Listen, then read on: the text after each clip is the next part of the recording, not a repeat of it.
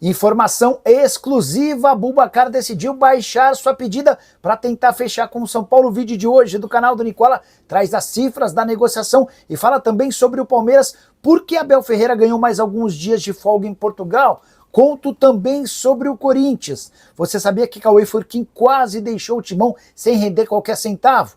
Para completar o que há de verdade na negociação entre Chelsea e Santos para a compra da SAF Santista, falo sobre as premiações no Fluminense, sobre o Flamengo que mais uma vez vai lotar o Maracanã, mesmo com muito tempo de antecedência, ingressos com bom número de vendas, tudo sobre as negociações entre Evangelos Marinax e John Textor e muito mais.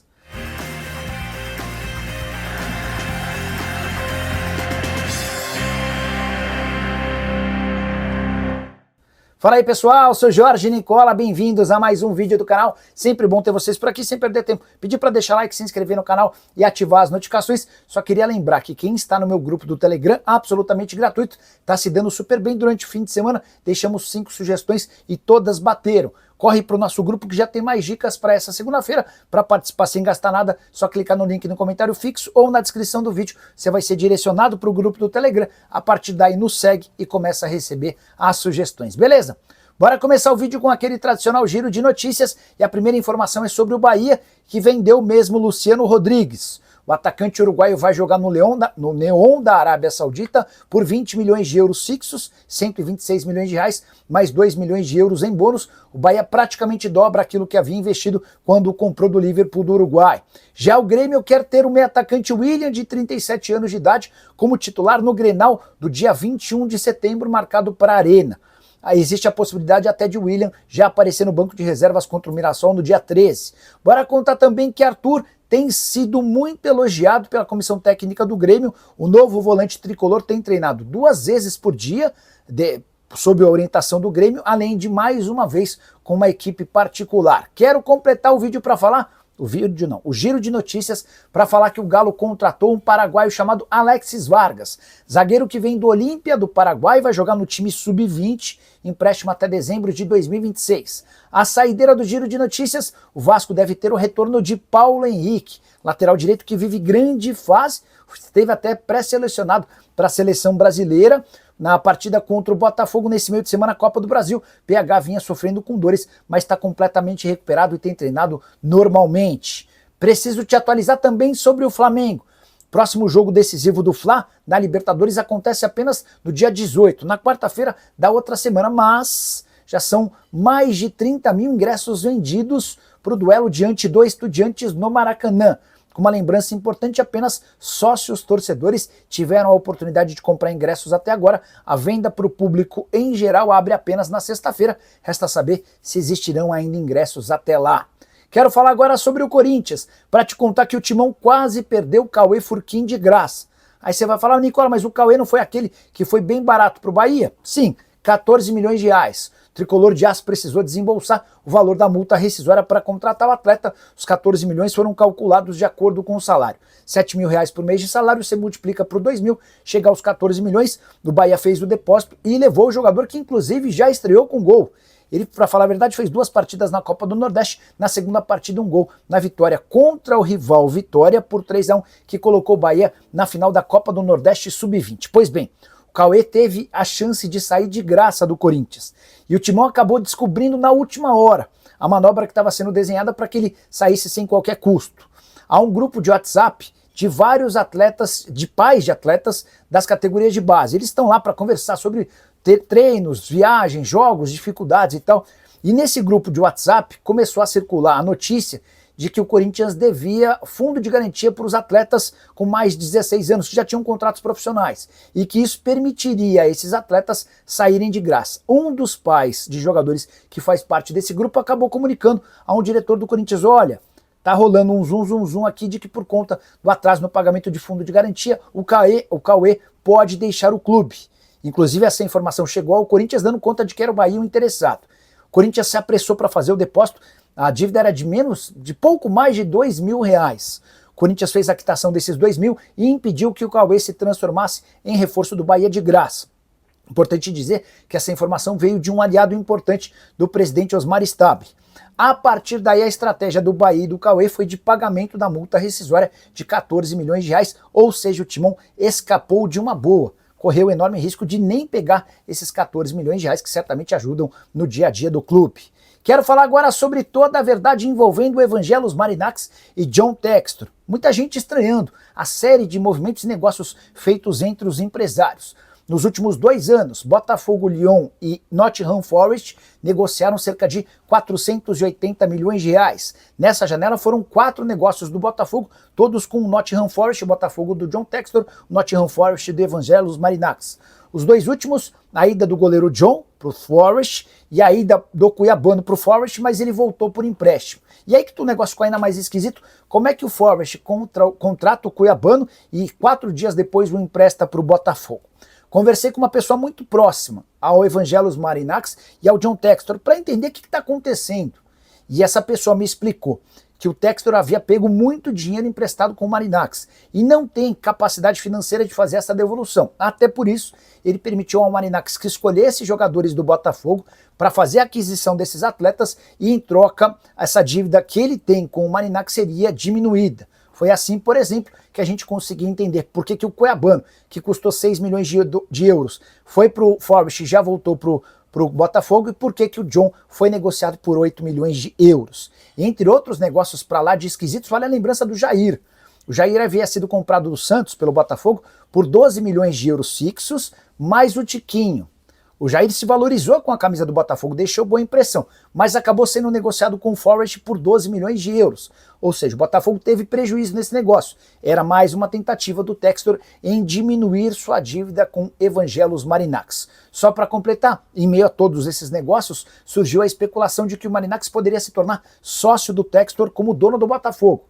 Os advogados do Marinákis já afirmaram que essa negociação não existe. A única possibilidade nesse momento de o Marinákis se associar a um clube no Brasil hoje é com o São Paulo, por conta das categorias de base. Bora falar agora sobre o Fluminense, que já faturou um caminhão de dinheiro apenas com premiações em 3 competições na atual temporada.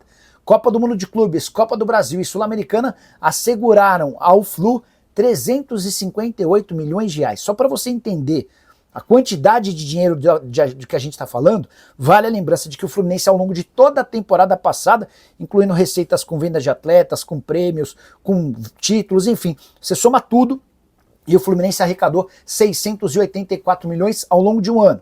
Apenas com essas 3 competições de 2025, o Fluminense já faturou 358 milhões. Recorde histórico na Copa do Mundo de Clubes por ter chegado à semifinal. O Flu teve direito a 331 milhões de reais. Na Copa do Brasil foram mais 14 milhões, o time está nas quartas de final e enfrenta o Bahia. Na Sul-Americana, 8ª de final, classificação garantida, agora adversário nas quartas é o Lanús. Só para arrematar, importante registrar também que o Fluminense é mais um dos clubes brasileiros que trabalha no processo de transformação em SAF. A SAF do Flu parece ser completamente diferente da de todos. Um grupo de gente com muito dinheiro que torce para o Fluminense está se associando para comprar as ações do clube. Bora falar agora sobre o Chelsea. O clube inglês quer mesmo comprar o Santos. Essa informação vazou nas últimas horas e causou rebuliço entre torcedores do Peixe. Conversei com uma pessoa muito próxima ao presidente Marcelo Teixeira para trazer a resposta. As negociações começaram há 3 meses. O representante do Santos procurou o Chelsea para saber se haveria interesse do clube inglês em colocar o Santos dentro do grupo de clubes do Chelsea. A resposta do Chelsea foi: podemos conversar a respeito da base. A primeira reunião aconteceu na Vila Belmiro e o motivo da negociação ou do interesse do Chelsea, assumir o controle da base para que o Chelsea pudesse filtrar os principais jogadores do Brasil no Santos e depois negociá-los com o Chelsea. O Santos insistindo que a ideia era que o Chelsea assumisse o controle da SAF do clube inteiro. E a partir daí começou a existir uma divergência.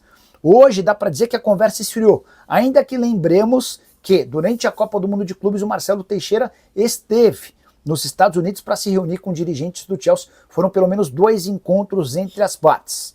Posso assegurar também que nesse momento não há uma negociação quente. E o que eu percebi com essa pessoa do Santos é de que o vazamento da notícia nesse momento talvez interesse ao Santos para pressionar um outro interessado em investir na SAF do peixe. Olha, temos o Chelsea aqui, se você não acelerar com esse movimento, a gente pode acabar optando pelo Chelsea. Quando na verdade o Chelsea até já tirou um pouquinho o time de campo, a ideia do clube inglês, repito, era apenas com as categorias de base. O presidente Marcelo Teixeira tem outro plano, Marcelo Teixeira, que inclusive já contratou a XP para ajudar na busca por sócios. A estimativa é de que o Santos hoje valha 2 bilhões e 200 milhões de reais.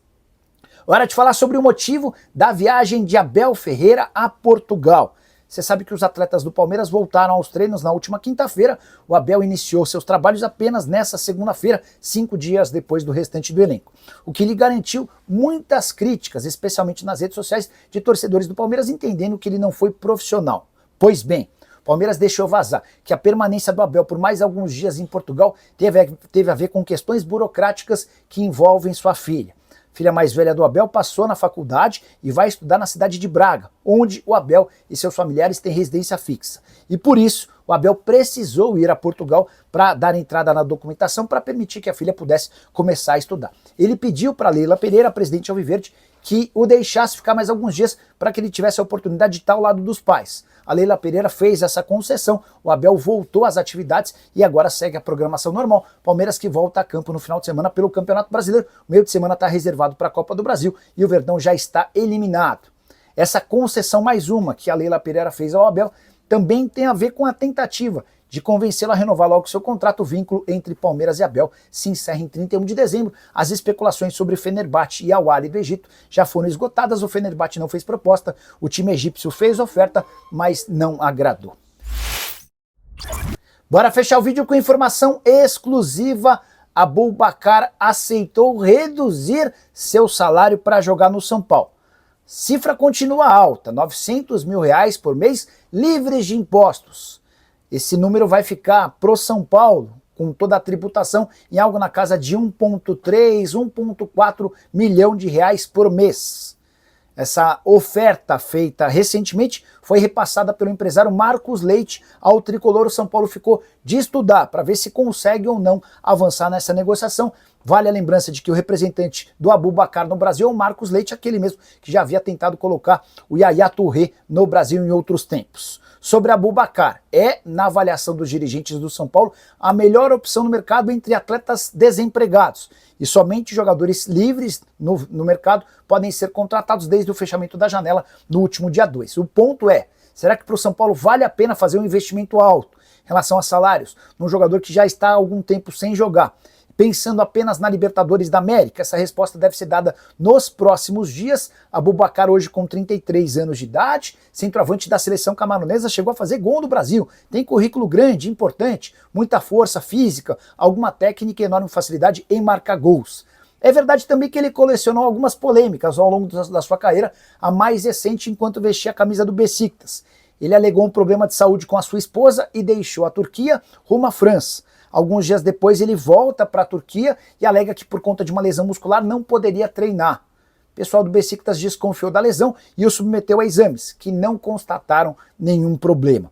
Foi aí que o pessoal da Turquia no Besiktas descobriu que ele havia ido à França não por conta de um problema de saúde da família, mas porque ele estava fazendo um transplante capilar. E se ele voltasse a treinar e cabeceasse bolas, esse transplante poderia não ser bem sucedido. O Besiktas ficou revoltado e acabou por dispensá-lo. O atleta acabou sendo negociado com um time menor no futebol turco, fez boa temporada na Turquia, tanto no Besiktas quanto por esse time menor, e agora está livre no mercado em busca de opções. Aboubakar ainda foi especulado como um possível reforço do Bahia para o lugar do Lúcio Rodrigues, vendido nas últimas horas para o Neon. Ainda não tive a confirmação de ninguém do Bahia sobre a possibilidade de o Aboubakar virar reforço do tricolor de aço. Assim que tiver qualquer novidade sobre o São Paulo ou o Bahia relacionada a Aboubakar, eu volto para contar para vocês. Só peço que deixem like, se inscrevam no canal e a gente se encontra assim que surgir notícia.